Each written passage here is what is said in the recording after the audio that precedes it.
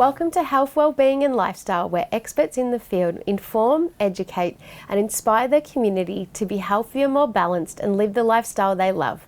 Our first guest today, Anthony Kilner, is a psychic, medium and author, and the topic we'll be discussing is spiritual insights and healing through psychics and mediums. Welcome, Anthony.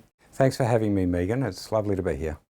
So, Anthony, what's the difference between a psychic and a medium? A psychic does one thing, a medium does another. They can cross over those boundaries. In mediumship, a medium is there to connect with our departed loved ones from the spirit world. And there's a lot of healing that takes place on a heart level during that connection. Whereas a psychic will use more tools, so tarot cards, divining rods, crystals, those sorts of things, to help someone understand where they're at right now and moving forward. So they're two very different sort of modalities, yet the crossovers are quite often very minimal. So you can have a psychic medium, you can have a straight medium, or you can have someone that calls themselves a straight psychic. Now, to highlight that point, I brought in two tools that we can use. One is tarot cards, and this is the Rider-Waite deck, so it's a very old deck, one of the very first decks of tarot, and we can do a whole segment just on tarot. But how would you like to shuffle those for me? Sure. And then the other thing I brought in is a set of divining rods, because divining rods are quite often used for not only for finding water and other bits and pieces, they're used by people to get yes and no answers, like a pendulum with a crystal on it, same sort of thing. And so to give you an idea of how this works, I always make sure my hands are locked and I'll ask the question, so open for yes, and they just open up. Then I can go crossover for no, and they'll cross over for no. And then I can say, okay, where's Megan? And point to Megan. Now you can see that's happening without my hands moving, and that's the important part. And so you can get yes, no answers. I use them to measure energy and all sorts of different things. And so that's what you're looking for, is how they react. So one of the things when we talk about how divining rods work is my energy comes through here, it doesn't touch the divining rod at all, and then it flows out and goes up here and up to the spirit world, and this is where I see the universe or spirit actually using it. Now, I can see the energy at the end of this, so I can put my hand up here and grab that energy and just move it like that around, and then I can go back the other way. And it's stretching on me, there you go, and it's going the other way. And so we're talking energy, and the energy of our body and the universe is what helps us understand how things can work and then how we can get our answers for that. Now, you've been shuffling those cards for me. Now, I won't say anything personal or private, but just drag along a card, which one feels right to you. So let's see what you've drawn, Megan. The King of Cups. The King of Cups. Wow, what an interesting card to draw. So the King of Cups, you're in your strength, you're emotionally there. Cups represent emotions as one of the main things, and your emotions are contained. You're surveying all that is around you and working out, okay, am I in the good space, not so good space? However, what that tells me is there's some confusion around your emotional state at the moment, and that's okay, you're on top of it. Okay, so it's a very, very brief reading, and we're not getting too personal. When it comes to healing, I've heard there's different approaches between psychics and mediums. There is, and there's a school of thought out there that says a medium and a psychic can't be a good healer for different reasons, and I don't subscribe to that, because I believe that all of that energy, it comes from intent and from the heart space. Best healing ever. So if we wanted to break it down a little bit though, a medium can use healing guides, connect up that on that level, and use universal energy to affect good healing, or energy work as I like to call it. And a psychic can utilize things like crystals and sound and vibration, again more tools, and their energy to do it. I believe the energy that's supplied by both happens automatically. So some of the modalities like Reiki, where you're using symbology and hands over the body, as different to some healing that is sound related or hands-on healing, they're all sort of quite different in the modalities, but the energy is still coming from Mother Earth. It's still coming from the universe, and then our intent is to bring about or facilitate good, balanced, energetic healing so it gets the body to heal itself. What advice can you offer our audience if they'd like to book a psychic or a medium or learn about them? My suggestion is word of mouth is really good. All right, so talk to people. Ask them if they've seen someone they would recommend. You know, there's lots of ways you can look on the internet now and do all sorts of research that way. However, going with somebody that you trust, that tells you that that person was good, that's the way to go. When it comes to things to look for, is you ring up the medium or the psychic, ask what they're going to give you. What are they going to do? How are they going to do it? And, you know, lots of people have rung me up in the year, oh, how good are you? And I think, well, that's so subjective because I'm only as good as my next reading, all right? So don't ask that question. Find out, how long have you been doing it? How are you going to work? What can I expect? Can I bring a photo of my loved one? Those sorts of things. And also have a list of questions that you might want answered. Because even though, for example, a reading might just be mediumship for the whole time, there could be little snippets of psychic stuff that comes into the middle of it. And so you never know what you're going to quite get. But they're the things that I would be suggesting are really strong points to look at, to book a reading or even an energy session, a healing session. To me, whether you're learning or getting a reading, it's got to work practically. It's got to make sense to you. If your teacher or the person you get to give you a reading, if they're not making sense, it's not going to work. And all the same rules apply to finding a teacher, to sit circle, to learn. Question the teacher. Ask how long they've been teaching, what do they teach, how do they teach it? And all those questions are really, really important to ask. And then find out if they'll let you go and sit in their group for a couple of weeks to try it and see how it fits for you. Thanks, Anthony. That's such rich information. If you'd like to know more about Anthony Kilner and spiritual insights and healing through psychics and mediums, please go to his webpage on our website, healthwellbeingandlifestyle.com.au. And after the break, we have another interesting guest with another interesting topic. Stay tuned. After the break, Jacqui Grant, an NDIS business consultant and empowerment coach, will be discussing the 3 fundamentals for a healthy working environment for neurodiverse people.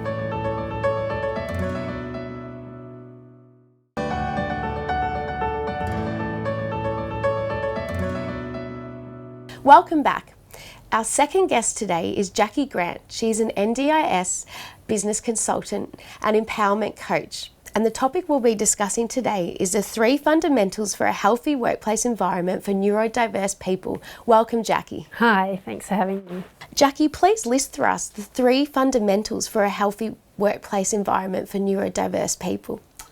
In the workplace, so many people who are neurodiverse or have neurodivergent traits, it comes with a lot of challenges. So one of the first things is that they are understood, like really understood for what they require as an individual. Number 2 is that the work environment is willing and able to support them. So for example, for some people, feeling overstimulated. It can be such a challenge with too many lights, too much noise. It can be quite distracting. For some people, dyslexia is a problem, but they can still do their job. They just require maybe voice to text to help them as a spell check, little things like that. As that continues to be evolving, like so some days traits are really good, like for example, hyper-focused, got the job done. Other days, nope, can't remember what those instructions were 5 minutes ago. Got part of it, but not all of it.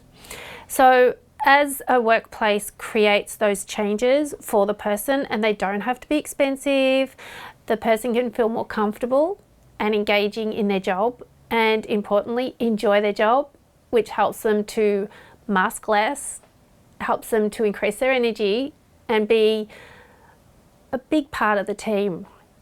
And the third thing is that they are having some allowances for those times when they're just not coping. For example, if they're triggered with what is commonly known as a meltdown. So it could just be going into overwhelm and needing to be able to walk away, going to a quiet place, being able to get up and leave their workstation to have that time out. Could be a walk around the park, it could be a walk outside, it could simply just taking some time away from everybody to feel calm, centered and grounded.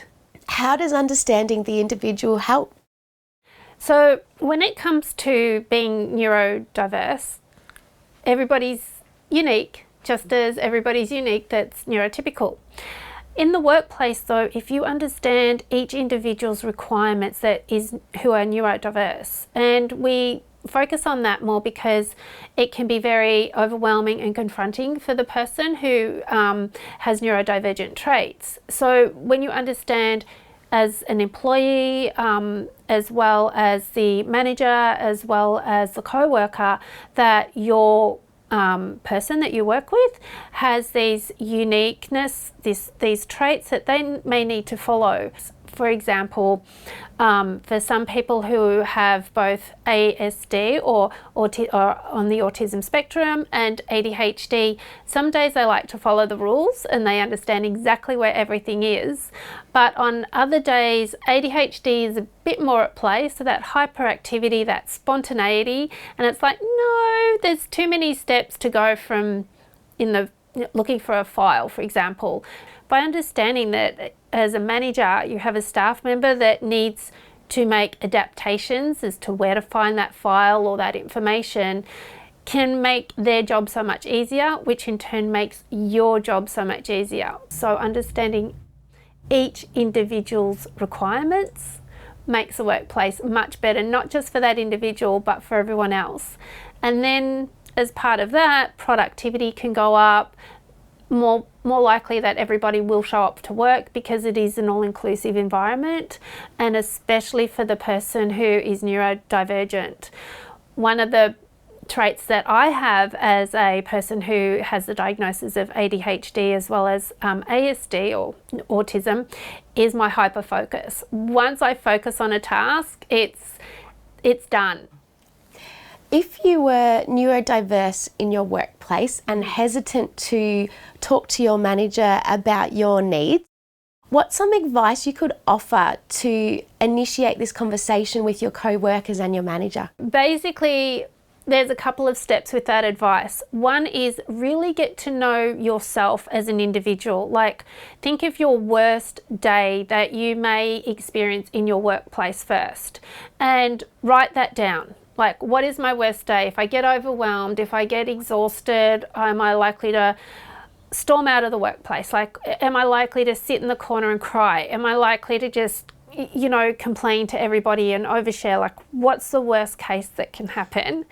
And then from there, you can say, what do I need to minimize that occurring in my job? So thinking about the job, thinking about the worst case scenario and bringing that together. And then as you bring that together, you can then say to your manager, so I'd start with the manager first and say, I'd just like to have a conversation with you about some of the things that I find challenging in the workplace that I would really like to minimize those challenges to make it so that I can come to work every day, enjoy it and do my best job.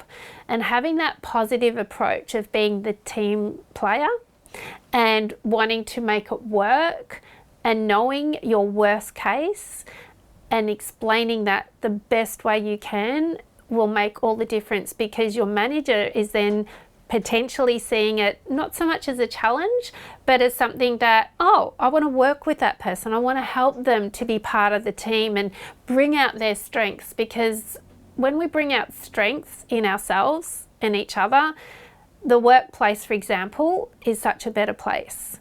And really take your time then to have that conversation with the manager in a space that there's plenty of time. If you need to bring some evidence that helps back up your, with my dyslexia, I found that this works, so an app or something, and having the expectation of being heard, that you open communication around solving the challenge and and having the solution. Now, if you're still having trouble articulating your specific needs, then having a coach that can actually help you articulate that can be a great place. And then for it to ripple out into your co-workers, you then say to your manager, look, can we let people know that, you know, when they're constantly calling me, it's actually quite triggering, or whatever it is, and then seeing how a team approach can happen. That's such important information. Thanks, Jacqui. If you'd like to know more about the 3 fundamentals for creating a safe working environment for neurodiverse people and Jacqui Grant, please go to her webpage on our website, healthwellbeingandlifestyle.com.au. And after the break, we have another interesting guest with another interesting topic. Stay tuned, and after the break we have international meditation teacher and coach Daniella D'Amore talking about a balanced life through spiritual growth.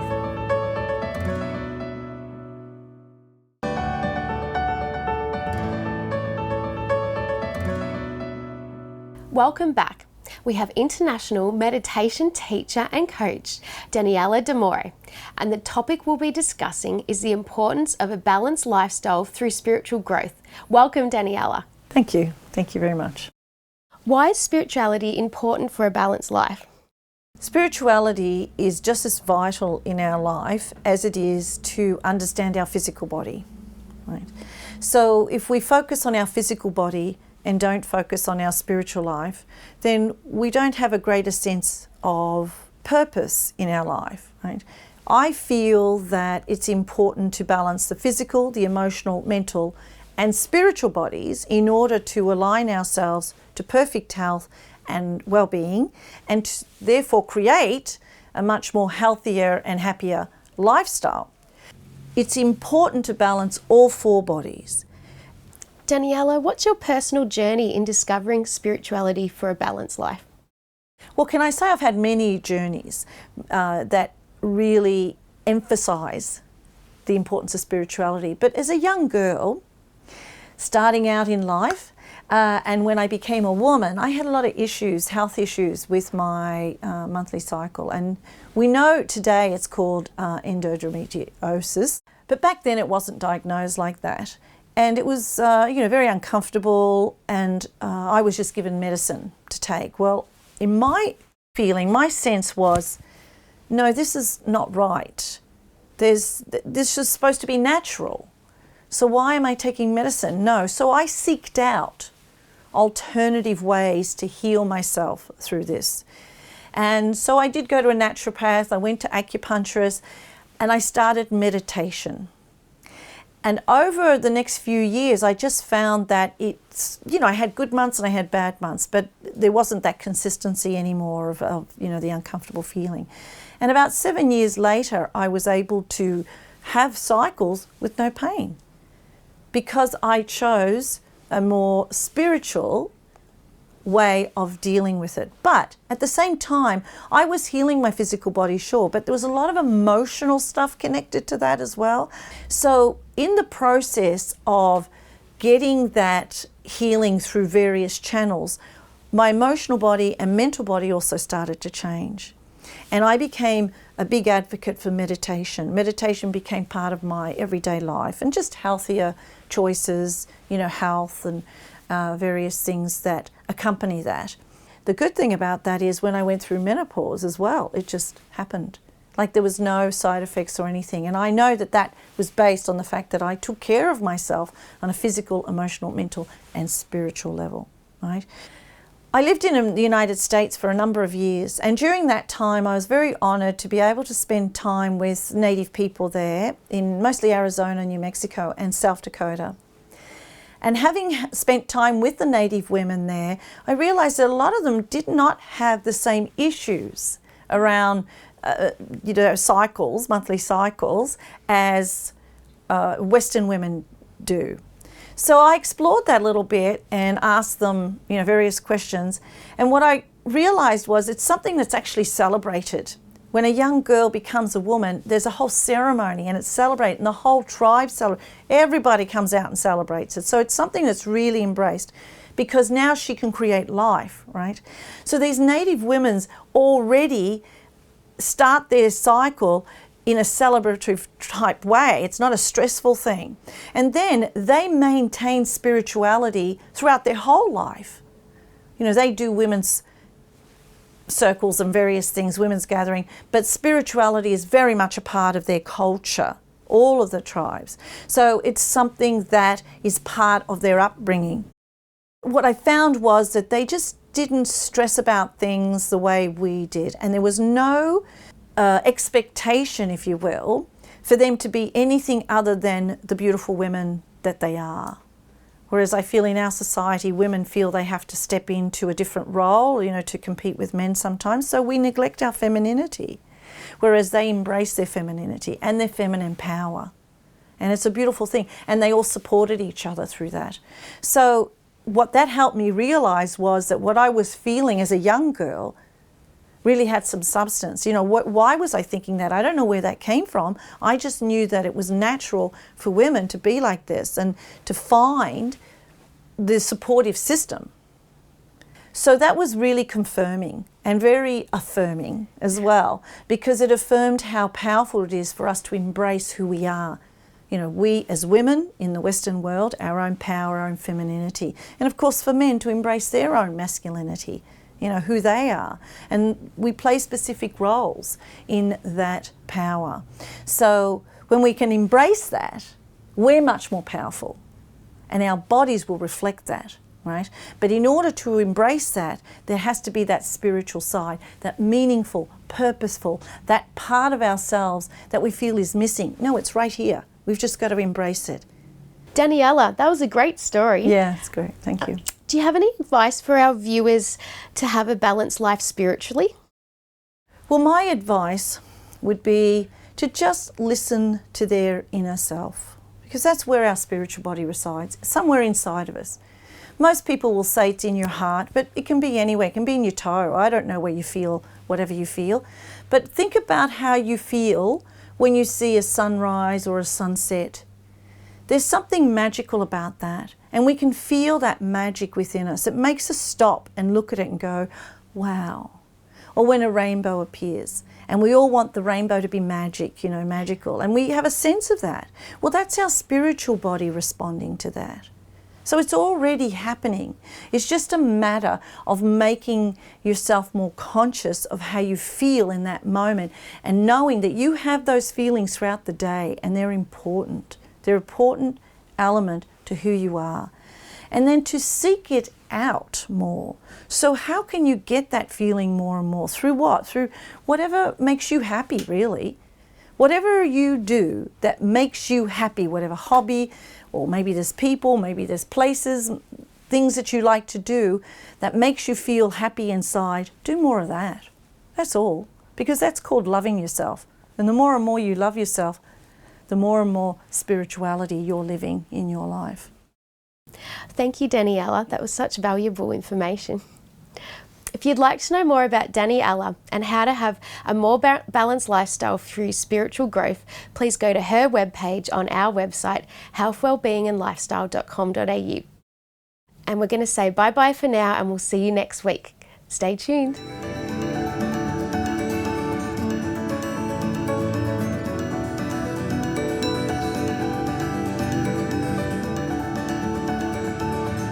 If you'd like to know more about our show, please like us on Facebook, follow us on Instagram, and subscribe to our YouTube channel.